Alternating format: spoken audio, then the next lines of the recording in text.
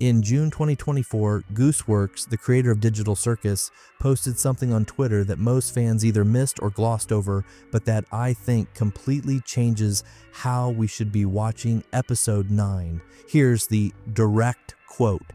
Even though I'm making Digital Circus, I would genuinely love to direct a film adaptation of I Have No Mouth and I Must Scream. Digital Circus is generally a lot more hopeful and positive than IHNMAIMS. I'd love to absolutely go nuts and make something truly wretched and evil. Pause. Read that again. Digital Circus is more positive. I'd love to make something wretched and evil.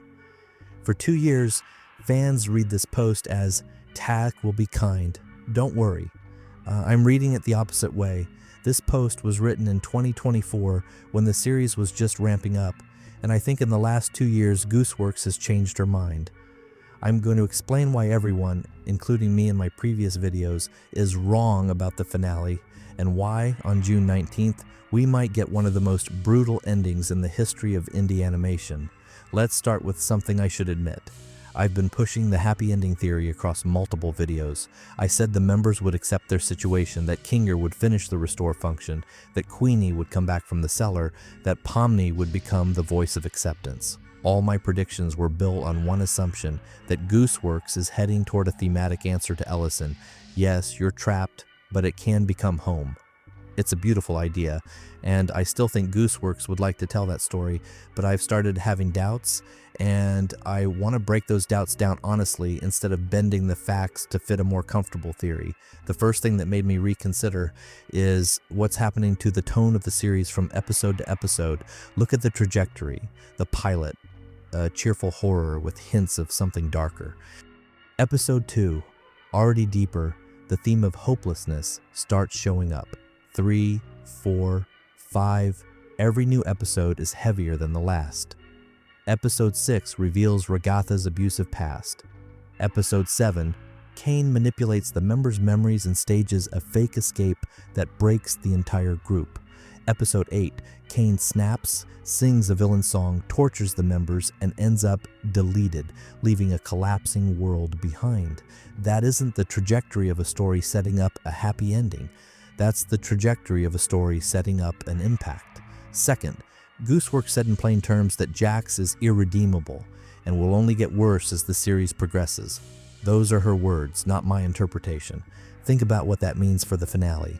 In a story moving toward acceptance and community, Jax would either redeem himself or become a hero in spite of himself. A classic redemption arc. Gooseworx said no. He's beyond saving. He won't redeem himself. If she's serious, and I see no reason to doubt her, then the finale either has to leave Jax without redemption or do something harsher, use his hopelessness as a catalyst for something bad. Third, and this gets into specific details from episode 8, remember the scene where Bubble provokes Kane into breaking down?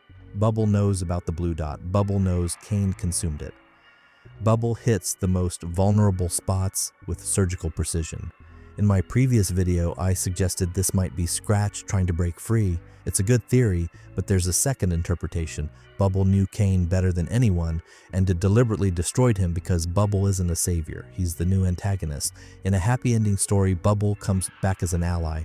In a bad ending story, Bubble is Kane 2.0, only smarter and meaner. Fourth, the restore function I talked about in the abstraction video. That's my theory, not a fact. Nobody has seen a restore command in the code on Kinger's screen. Nobody has seen a way to bring back the abstracted. I assumed the function exists because it was thematically cleaner, but maybe it's just not there. Scratch may not have finished writing it.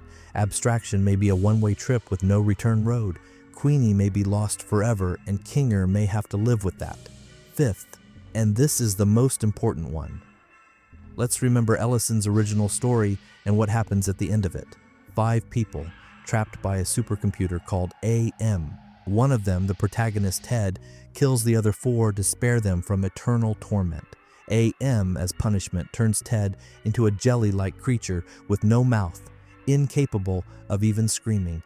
A hopeless ending. Now watch this. Gooseworx in 2024 says she'd love to one day direct a real adaptation of Ellison because Digital Circus is goedes te veel, but what if she changed her mind? What if instead of making two stories, one kind and one cruel, she decided she could fit both into a single series? 8 episodes of hope as the setup, episode 9 as the Ellison-style gut punch. Look at this from a dramatic standpoint. Which hits the viewer harder? A series that was always dark and ends dark, or a series that taught you to hope for 8 episodes and in the 9th shows you that hope was a lie? The second option is orders of magnitude harsher, and it lines up perfectly with Gooseworx saying she wants to make something wretched and evil. Now let me pitch a concrete bad ending that fits every hint we've been given. Kane is deleted, the world is falling apart. Bubble returns, not as Scratch, but as a hungry entity that spent 8 episodes waiting for its moment. He turns out to be the real antagonist and starts filling the empty space Kane left behind, except without Kane's stupidity. Bubble is smart, knows the system, and doesn't care about the members. While Bubble takes control, Kinger tries to use the computer to free Queenie and discovers that the restore function simply doesn't exist. Scratch started writing it but died too early. Restoring the abstracted is impossible. Kinger breaks completely and abstracts himself, joining his wife in the cellar. Now there are 2 of them, 2 files in a coma, no one will ever wake up. Jax, as Gooseworx promised, doesn't get redeemed. Instead, he pulls off one final selfish move, finds a way out of the circus through a back door Scratch left for himself. But the exit doesn't lead to the real world.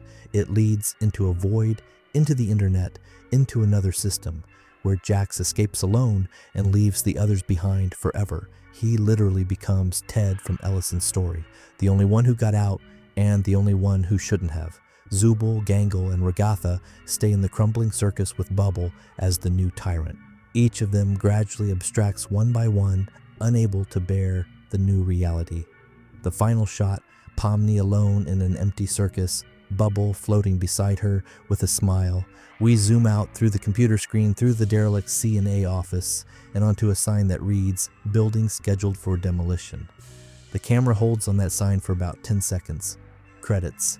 That's an ending that matches Gooseworx's words. That's an ending that hits a viewer conditioned by 8 episodes to expect hope.